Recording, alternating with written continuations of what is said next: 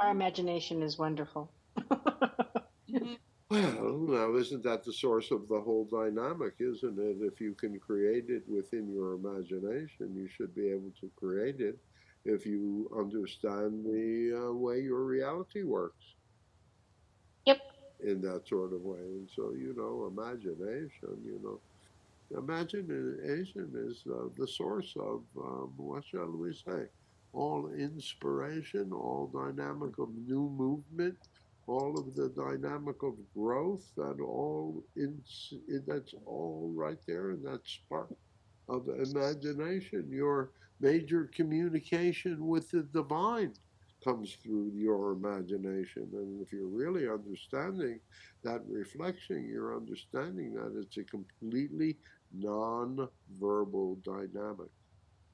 And that the great difficulty in translating the dynamics of your imagination into reality is that dynamic of what, Adrian? Beliefs that stand in the That's way. right, beliefs that stand in the way.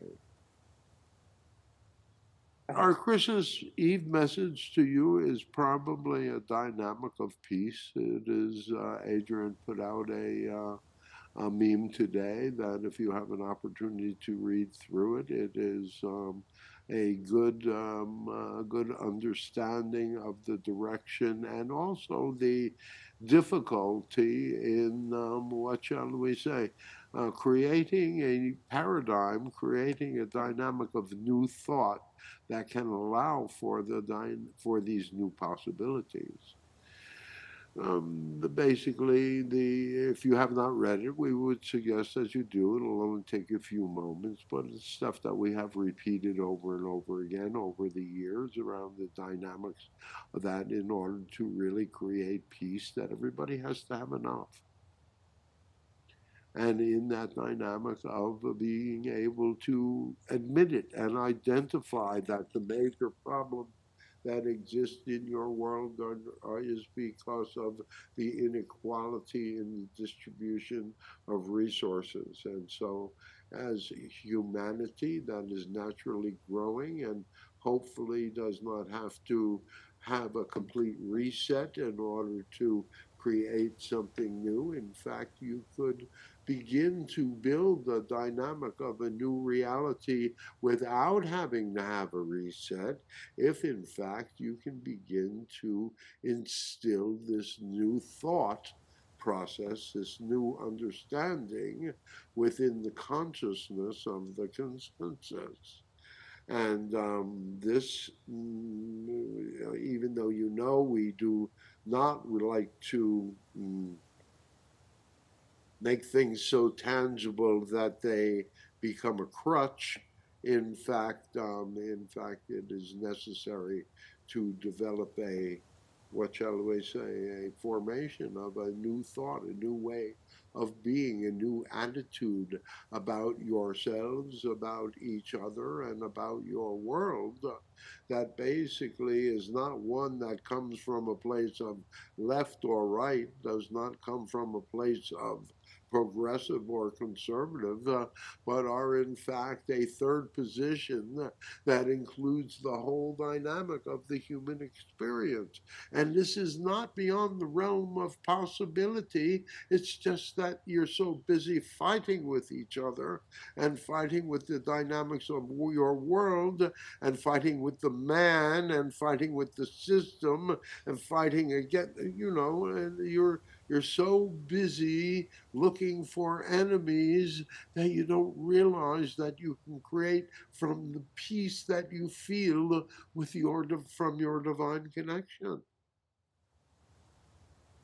For that, it's if you really want to find peace, that's where you want to do it. You're going to find it in your heart center, and your heart center includes the whole dynamic of your being.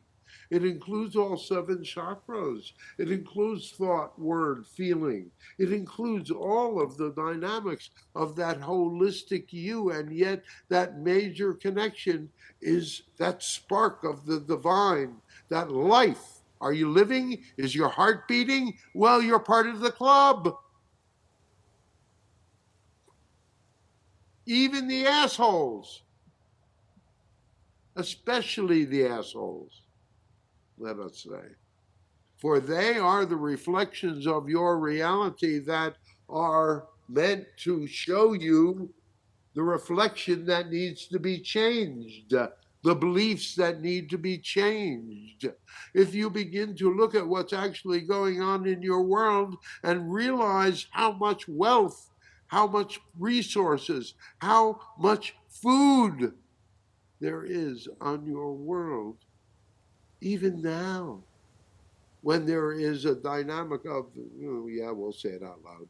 There is a dynamic of manipulation going on that is trying to have you all convinced that there is not enough, that there's not enough food, there's not enough energy, there's not enough water, there's not enough, you're not enough, and so you must depend upon the system in order to survive.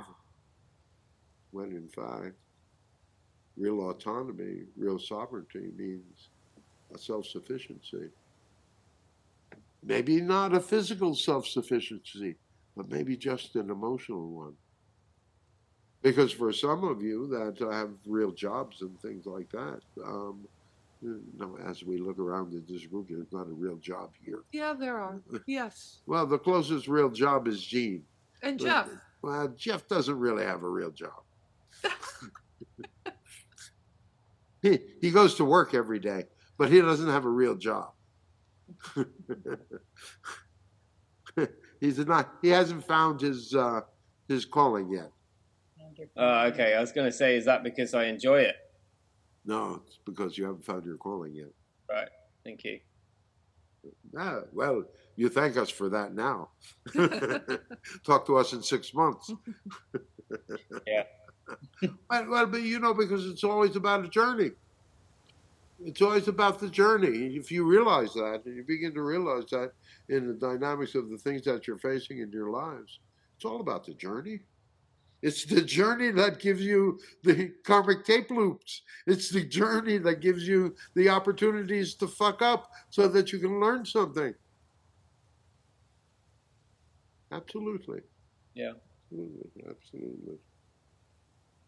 Yes, Adrian. So I've thought at various times that years ago it used to be that I really disliked our President Bush, George Bush. And at that time, I thought, actually, I disliked him so much, I thought probably when I get to the other side, we're going to be thanking him for being willing to be such an asshole. Because it does provide, whoever we think the asshole... You see, that's just the thing, isn't it? Those are the energies, those are the people, those are the individual reflections that provide you with the opportunities to grow. They give you this whole thing that's being faced right now within America around the whole dynamic of corruption and the corruption of the government and all of that. It is reaching its own dynamic. It's shaking it out, shaking itself out on its own. All that it is being motivated by is the collective desire to do the right thing. You see, that's the elite, quote unquote, don't have that desire. They really, remember, we keep saying 2 types of people in the world: the live and let live kinds of people, and those that seek to control. Now, we know you all have a little of both, but mostly you're live and let live kinds of people. You don't really care what another person is going to do as long as they don't get it on you. A person's going to be crazy, kinky, all of that stuff, and they find others that are willing to play with them in that sort of way. But who are you to judge? Who are we to judge? People, different lifetimes, different dynamics. You choose to have different experiences. And those are experiences just like the whole other side. You can be a saint or you can be a whore. It's your choice. And we mean that both male and female. Bit of both. Bit of both.